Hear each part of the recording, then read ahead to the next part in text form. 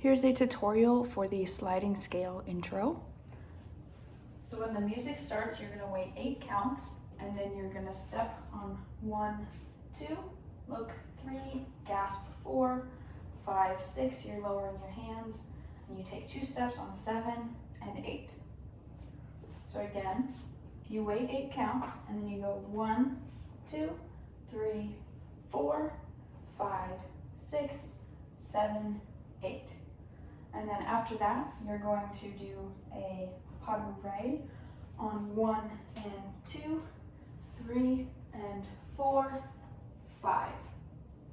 So from the pas de bourrée, 1 and 2, 3, and here you're just going to step on this right foot and not finish the pas de bourrée, and bring your left arm up to your mouth, and you're going to yell. So again, that's after 7, 8, 1 and 2, 3 and 4, 5.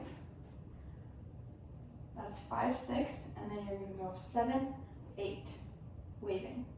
And then on 1, you're going to swing the left arm around and come up to here. So here's 8, 1, 2, 3, 4, 5, 6 is waving again, 7, 8.